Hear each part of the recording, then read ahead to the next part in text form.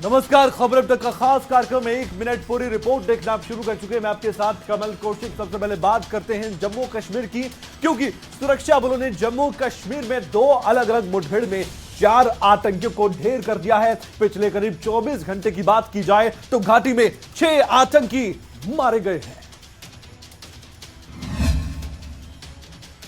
जम्मू कश्मीर में सुरक्षा बलों का एक्शन जारी है। सुरक्षा बलों ने 2 अलग अलग मुठभेड़ में 3 आतंकियों को मार गिराया। कश्मीर जोन पुलिस के मुताबिक अनंतनाग जिले के हंगलगुंड इलाके में सुरक्षा बलों ने मुठभेड़ में 2 आतंकियों को ढेर कर दिया है। कश्मीर क्षेत्र के पुलिस महानिरीक्षक विजय कुमार ने बताया कि मारे गए आतंकवादियों की पहचान हिजबुल मुजाहिदीन के जुनैद और बासित भट्ट के रूप में हुई है।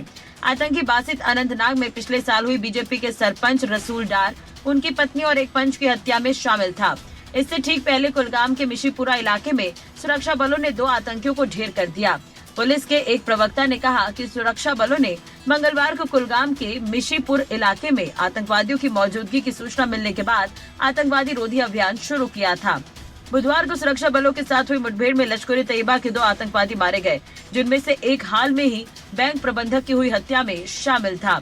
पुलिस ने जानकारी दी है कि सुरक्षा बल के शोपिया जिले के काउंसिल में घेराबंदी कर तलाश अभियान शुरू करने के बाद बल और आतंकवादियों के बीच ये मुठभेड़ शुरू हुई।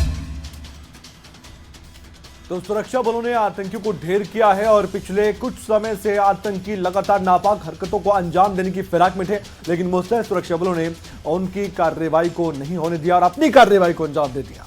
आगे बढ़ते हैं। बारिश के कारण दिल्ली समेत कई राज्यों में भी मौसम खुशनुमा बना हुआ है और फिलहाल लोगों को झुलसा देने वाली गर्मी से कुछ तो राहत मिले। बारिश के कारण दिल्ली समेत अन्य राज्यों में भी मौसम खुशगवार हो गया है और फिलहाल लोगों को झुलसा देने वाली गर्मी से राहत मिली है। उत्तरी और मध्य भारत में पड़ रही है गर्मी के बीच मानसून की आहट से तापमान में गिरावट आई है, जिससे लोगों को गर्मी से राहत मिली है। मौसम विभाग के अनुसार संभावना जताई जा रही है कि दक्षिण पश्चिम मानसून 23 जून से 29 जून के बीच उत्तर पश्चिम भारत और मध्य भारत के कई इलाकों को कवर कर सकता है। आईएमडी की ओर से कहा गया है कि देश के सभी हिस्सों में हीट वेव का प्रभाव अब खत्म हो रहा है। आईएमडी के अनुसार दक्षिण पश्चिम मानसून अब मध्य और पूर्वी भारत की तरफ बढ़ रहा है। इसके चलते पश्चिमी विक्षोभ उत्तर पश्चिमी क्षेत्र को प्रभावित कर रहा है। फिलहाल हीट वेव की स्थिति 16 जून से खत्म हो गई है और इसी के साथ ही मौसम विभाग का ये भी अनुमान है कि आने वाली 29 जून तक देश के किसी भी हिस्से में किसी भी प्रकार की लू चलने की संभावना नहीं है। आपको बता दें कि दिल्ली, हरियाणा और हिमाचल में बारिश के कारण तापमान में गिरावट है, जिससे लोगों ने काफी राहत महसूस की है। इतना मानकर चलिए कि अब जुलाई के शुरुआत में ही आपको मानसून का दीदार हो सकता है उत्तर भारत में। डेरा सच्चा सौदा के गुरमीत राम रहीम एक बार फिर से पैरोल पर बाहर आ गया है। वो 1 महीने के लिए जेल से बाहर आ गया है और इससे पहले उसे फरवरी के पहले हफ्ते में भी 21 दिन की पैरोल दी गई थी। रिपोर्ट देखिए। डेरा सच्चा सौदा के संचालक गुरमीत राम रहीम को 4 महीने में दूसरी बार पैरोल मिल गई है। इस बार वो 1 महीने के लिए जेल से बाहर आया है। सुबह करीब 5:30 बजे कड़ी सुरक्षा के बीच राम रहीम जेल से बाहर निकला, सीधे बागपत स्थित अपने आश्रम पहुंचा। अपनी 2 साध्वियों से रेप और 2 लोगों की हत्या का दोषी राम रहीम रोहतक की सुनारिया जेल में बंद रहा है। दुष्कर्म और हत्या के मामले में सजा काट रहे राम रहीम ने 1 महीने पहले पैरोल के लिए अप्लाई किया था। उसने बताया था कि पैरोल की अवधि में उसका ठिकाना बागपत के बरवाना आश्रम होगा। सरकार की तरफ से इसको लेकर बागपत प्रशासन से रिपोर्ट मांगी गई थी। जिला प्रशासन की तरफ से किसी भी तरह की आपत्ति नहीं मिलने के बाद पैरोल को मंजूरी दी गई। बता दें, इससे पहले इसी साल फरवरी में उसे 21 दिन की पैरोल मिली थी। 7 फरवरी को गुरमीत राम रहीम जेल से बाहर आया था। 28 फरवरी को उसकी पैरोल अवधि खत्म हुई थी। उसके बाद सुनारिया जेल लाया गया। उससे पहले पिछले साल बीमार मां से मिलने के लिए उसे 1 दिन की इमरजेंसी पैरोल मिली थी। फरवरी में वो जेल से बाहर आया था। तब जान का खतरा बताते हुए सरकार ने उसे Z+ सुरक्षा दी थी। गुरमीत राम रहीम की पैरोल सुर्खियों में लगातार बनी हुई है और किस आधार पर दी गई है ये भी बताया गया है कि ये रूटीन की एक प्रक्रिया होती है। किसी भी कैदी को सामान्य कैदी ही माना जाता है, वो कोई भी हो। आगे बढ़ते हैं। एक तरफ देश में अग्निपथ योजना को लेकर विरोध है, तो दूसरी ओर इस योजना को लेकर अब रक्षा मंत्री राजनाथ सिंह ने एक बार फिर से बयान दे दिया है। रक्षा मंत्री राजनाथ सिंह ने इस बार छात्रों से बवाल ना करने की अपील की है। सेना में भर्ती के लिए बनाई गई अग्निपथ योजना में सरकार द्वारा एज लिमिट बढ़ाने के बाद प्रदर्शन थमने का नाम नहीं ले रहा है। यूपी और बिहार और देश के कई राज्यों में जबरदस्त विरोध हो रहा है। कई राज्यों में आगजनी हो रही है। कई जगह रेल, ट्रैक और सड़क जाम किया गया। विरोध के बीच रक्षा मंत्री राजनाथ सिंह ने प्रदर्शनकारी छात्रों से बवाल नहीं करने की अपील की है। उन्होंने कहा है 2 साल से सेना में भर्ती का अवसर नहीं मिल पाया, भर्ती प्रक्रिया रुकी हुई है। यही सोचकर सरकार ने अभी अग्निवीरों की भर्ती के लिए उम्र सीमा 2 साल बढ़ाई है। युवाओं से अपील है वो विरोध न करें, भर्ती की तैयारी करें। अग्निवीरों की भर्ती की आयु सीमा को इस बार बढ़ाकर 21 से 23 वर्ष कर दिया जाए। केंद्र सरकार ने अग्निपथ योजना के तहत भर्ती के लिए अपर एज लिमिट 21 साल से बढ़ाकर 23 साल कर दी है। हालांकि ये छूट सिर्फ साल के लिए ही लागू होगी। रक्षा मंत्रालय के मुताबिक 2 साल में कोई भर्ती नहीं होने की वजह से ये फैसला लिया गया। इससे पहले अग्निवीर बनने के लिए आयु सीमा 21 साल थी। इस स्कीम के तहत नौजवानों को सिर्फ 4 साल के लिए डिफेंस फोर्स में सेवा देनी हो।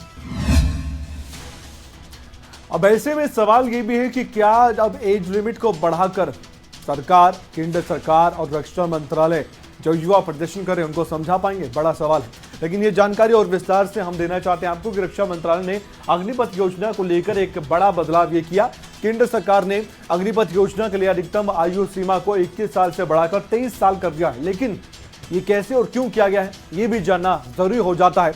1 मिनट की इस रिपोर्ट में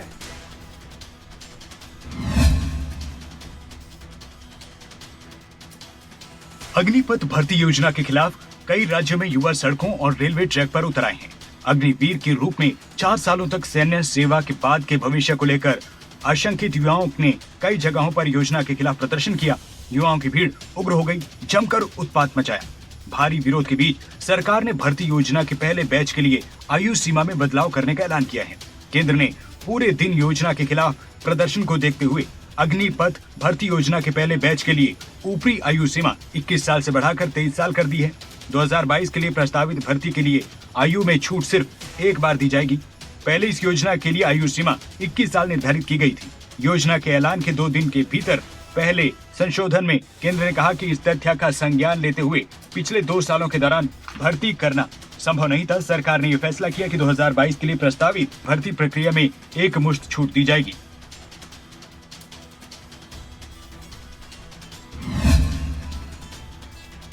तो भर्ती प्रक्रिया को समझना उन युवाओं के लिए बहुत जरूरी हो जाता है जो लगातार प्रोटेस्ट कर रहे हैं, सड़कों पर उतर रहे हैं, क्योंकि सरकार का ये मानना है कि भ्रमित युवाओं को किया जा रहा है, जबकि विपक्ष कहता है कि ये भर्ती प्रक्रिया युवाओं के लिए बिल्कुल सही नहीं, यानी कि जो बदलाव किया गया है उसे सही ठहराया नहीं जा रहा। तो दोनों मत है एक दूसरे की। आगे बढ़ते हैं और बात करते हैं इसी केंद्र की योजना की। लेकिन अग्निपथ योजना के खिलाफ आप जानते हैं कि बिहार में तीसरे दिन भी उग्र प्रदर्शन देखने को मिल चुके हैं। कई जिलों में ट्रेनों को आग के हवाले कर दिया गया। अग्निपथ योजना को लेकर गुस्सा उफान पर है युवाओं का। सबसे ज्यादा विरोध अगर कहीं हो रहा है तो वो बिहार में हो रहा है। केंद्र की अग्निपथ योजना के खिलाफ बिहार में तीसरे दिन भी उग्र प्रदर्शन जारी है। 19 जिलों में जमकर बवाल हुआ। समस्तीपुर में 2, लखीसराय, आरा, सुपौल में 1-1 यात्री ट्रेनों में प्रदर्शनकारियों ने आग लगा दी। बक्सर और नालंदा समेत कई जिलों में रेलवे ट्रैक पर आगजनी हुई। आरा में सड़क पर आगजनी के बाद जाम लगा दिया गया। वैशाली के हाजीपुर रेलवे स्टेशन पर उग्र छात्रों ने तोड़फोड़ की। समस्तीपुर में प्रदर्शनकारियों ने जम्मू तवी गुवाहाटी एक्सप्रेस, बिहार संपर्क क्रांति एक्सप्रेस में आग लगा दी। हाजीपुर बरौनी रेलखंड के मोहिदुनगर स्टेशन पर आगजनी हुई। प्रदर्शनकारी सुबह 6 बजे ट्रैक पर डटे रहे। रेलवे ने जहां तहां ट्रेनों को रोक दिया। कई ट्रेनें रद्द की गई हैं। समस्तीपुर में प्रदर्शनकारियों ने 2 ट्रेनों में आग लगाई। जम्मू तवी गुवाहाटी एक्सप्रेस को आग के हवाले कर दिया गया। जलाई गई बोगियों में एक एसी कोच भी है। दिल्ली से लौट रही बिहार संपर्क क्रांति एक्सप्रेस में आगजनी हुई है। आरा में प्रदर्शनकारियों ने पैसेंजर ट्रेन को आग लगा दी। इस दौरान स्टेशन पर जमकर तोड़फोड़ हुई। केंद्र सरकार के खिलाफ नारेबाजी भी की गई। तो प्रोटेस्ट के नाम पर अराजकता भी फैलाई गई है और कई जगह जो प्रदर्शन था वो हिंसक भी हुआ है। ये प्रशासन को देखना चाहिए कि किस तरह से सख्ती से उन युवाओं से खासकर निपटा जाए जो असामाजिक तत्वों के साथ मिलकर इस तरह से हिंसक प्रदर्शन कर रहे हैं, वरना सबको अपनी ओर से प्रदर्शन करने का लोकतंत्र में हक है। आगे बढ़ते हैं। चंडीगढ़ के सेक्टर 56 में उस समय दहशत का माहौल बन गया जब चंडीगढ़ सेक्टर 38 के बीचों बीच एक ब्रांच में एचपी गैस एजेंसी के डिलीवरी ऑटो में सिलेंडर लीक होने से आग लग गई थी। हालांकि डिलीवरी बॉय की सूझबूझ से एक बड़ा हादसा होने से टल गया। मोहाली फेज 6 के सरकारी अस्पताल में उपचाराधीन डिलीवरी बॉय कुंवरपाल ने बताया कि वो सेक्टर 38 एचपी गैस सर्विस में बतौर डिलीवरी बॉय काम करता है। गैस सिलेंडर डिलीवरी करने के लिए जा रहा था कि एकाएक ऑटो में रखे एक सिलेंडर में आग लग गई, जिस पर काफी मशक्कत के बाद काबू पाया गया, लेकिन इस कोशिश के दौरान वो खुद बुरी तरह से झुलस गया। आसपास के लोगों की मदद से उसे मोहाली फेज 6 के सरकारी अस्पताल में उपचार के लिए भर्ती करवाया गया। वहीं डिलीवरी बॉय कुंवरपाल के भाई बंटी ने बताया कि हादसा सिलेंडर में लीकेज और सिलेंडर में फॉल्ट होने के कारण घटा है। उसके भाई का चेहरा, हाथ और छाती बुरी तरह से झुलस गई है। बहरहाल डिलीवरी बॉय की समझदारी के कारण एक बड़ा हादसा टल गया, लेकिन इस दौरान वो खुद झुलस गया। ये गया था ना, उसमें एक लीक था, ढक्कन बार बार फेंक देता था। अच्छा, उसको मैं देखने के लिए खड़ी किया। उसमें पता नहीं गाड़ी स्टार्ट छोड़ दिया था मैं, या तो गाड़ी की वजह से या पता नहीं कैसे आग पकड़ ली उसमें। अगर डिलीवरी बॉय सूझबूझ से काम नहीं लेता तो ये हादसा बड़ा हो सकता था और कई लोग भी इसमें झुलस सकते थे। पुलिस लोगों पर केवल कानूनी डंडा ही नहीं चलाती बल्कि लोगों की मदद भी करती है। ये कहने की बात नहीं है, लेकिन कुछ उदाहरण पेश करना भी जरूरी हो जाता है। दरअसल चंडीगढ़ पुलिस आईटी पार्क थाना के सीनियर कांस्टेबल ने कुछ ऐसा ही काम किया है, जिन्होंने जोमेटो में काम करने वाले एक युवक को उसका खोया पर्स लौटा दिया।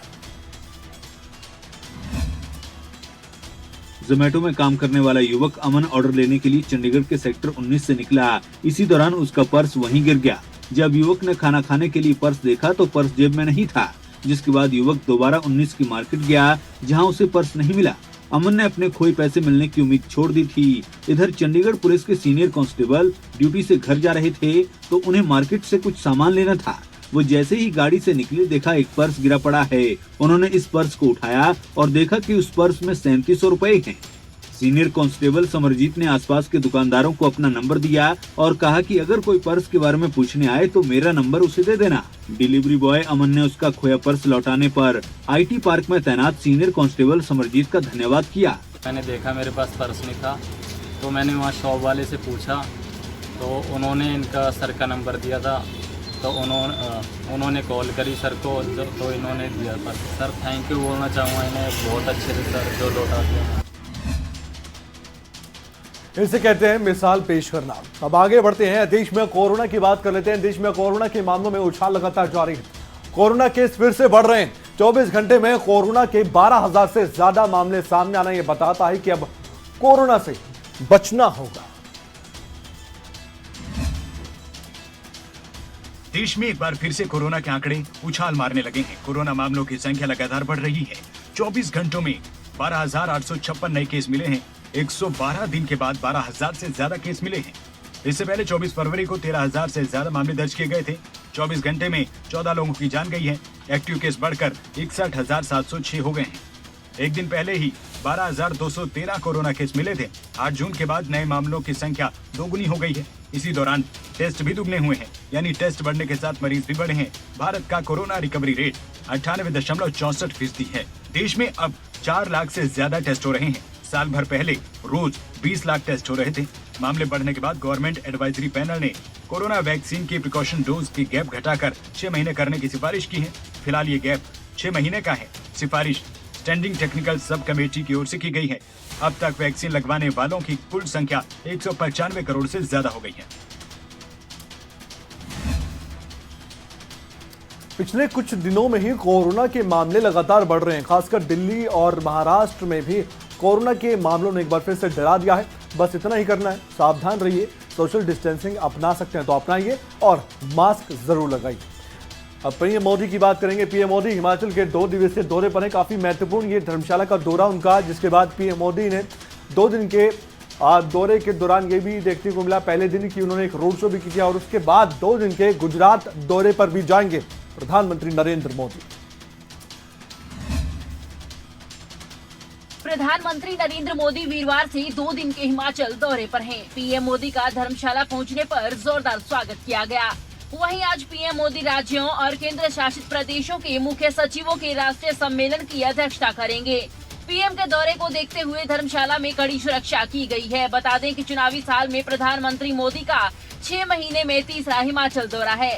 इससे पहले पीएम मोदी केंद्र सरकार के 8 साल पूरे करने पर 31 मई को आए थे। इस दौरान उन्होंने शिमला में रोड शो और एक जनसभा की थी। 25 दिसंबर 2021 को पीएम राज्य सरकार के 4 साल पूरा करने के अवसर पर हिमाचल के मंडी में आए थे।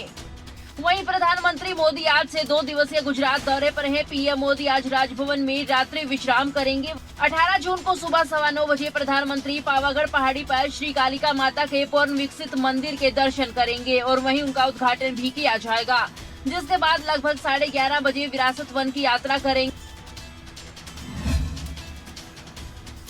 चुनावी साल है, गुजरात में भी आने वाले वक्त में चुनाव है। हिमाचल में इस साल अंत में चुनाव होने वाले हैं। इसको लेकर माना जा रहा है पूरी तैयारी में बीजेपी और प्रधानमंत्री नरेंद्र मोदी है। अब आगे बढ़ते हैं। चुनाव तो राष्ट्रपति के भी हैं। राष्ट्रपति चुनाव को लेकर अब नोटिफिकेशन जारी हो चुका है। 18 जुलाई की तारीख याद कर लीजिए। राष्ट्रपति चुनाव के लिए इस दिन मतदान होगा और नतीजा सबके सामने 21 जुलाई को होगा। देश में राष्ट्रपति के चुनाव की अधिसूचना जारी हो चुकी है। 18 जुलाई को राष्ट्रपति चुनाव का मतदान होना है और नतीजे 21 जुलाई को आएंगे। चुनाव में कुल 4,809 सांसद और विधायक वोट करेंगे। मौजूदा राष्ट्रपति रामनाथ कोविंद का कार्यकाल 24 जुलाई को खत्म हो रहा है। इससे पहले देश को अपना 16वां राष्ट्रपति मिलना है, लेकिन अभी तक सत्ता पक्ष और विपक्ष दोनों के उम्मीदवारों का चयन नहीं हो सका है। सत्ता पक्ष और विपक्ष अपने अपने लाभ के हिसाब से उम्मीदवारों के नाम पर चर्चा कर रहा है, लेकिन दोनों तरफ अभी तक किसी के नाम पर सर्वसम्मति नहीं बन पाई है। शरद पवार ने चुनाव लड़ने से मना कर दिया है। हालांकि विपक्ष ने कई बार मनाने की कोशिश की और विपक्ष एकजुट भी नजर आया, लेकिन शरद पवार चुनाव नहीं लड़ना चाहते। लेकिन आपको बता दें कि पश्चिम बंगाल के पूर्व राज्यपाल और महात्मा गांधी के पोते गोपाल कृष्ण गांधी और जम्मू कश्मीर के पूर्व मुख्यमंत्री फारूक अब्दुल्ला के नाम पर बैठक में चर्चा हो रही है। दूसरी तरफ सत्तारूढ़ बीजेपी के नेतृत्व वाले राष्ट्रीय जनतांत्रिक गठबंधन के खेमे के बारे में ज्यादा बात नहीं की जा रही है। अब ऐसे में सवाल यह है कि क्या विपक्ष का कोई साझा उम्मीदवार होगा? क्या सरकार के साथ मिल बैठकर कोई एक उम्मीदवार होगा या फिर दोनों तरफ से उम्मीदवार खड़े किए जा सकेंगे? ये देखना दिलचस्प होगा कि अपनी ओर से एनडीए कौन सा उम्मीदवार राष्ट्रपति के लिए उतारता है। अब आगे बढ़ते हैं और सिद्धू मूसेवाला हत्याकांड की बात कर लेते हैं। एक के बाद एक कई खुलासे इस हत्याकांड के मामले में हो रहे हैं और बताया अब ये जा रहा है कि कैसे शूटर्स को पकड़ा गया है और पुलिस कैसे हरियाणा से इस हत्याकांड का कनेक्शन जोड़ पाई है। देखिए 1 मिनट की रिपोर्ट में तमाम सवालों के जवाब। अपराध में इस्तेमाल किए गए वाहन से जब्त किए गए एक छोटे से सुराग ने पंजाब पुलिस को सिद्धू मूसेवाला की सनसनीखेज हत्या से संबंधित घटनाओं का खुलासा करने में मदद की, जिसके कारण मुख्य साजिशकर्ता लॉरेंस बिश्नोई सहित 10 लोगों को गिरफ्तार किया गया। जांचकर्ताओं ने गुरुवार को ये जानकारी दी। एक आधिकारिक बयान में कहा गया कि पुलिस ने अपराध के पीछे 4 शूटरों की पहचान की है। मूसेवाला हत्याकांड की जांच कर रही पंजाब पुलिस को उस समय शूटर्स को पकड़ने में भारी मदद मिली जब बुलेरो में से हरियाणा के पेट्रोल पंप का बिल पुलिस के हाथ लग गया।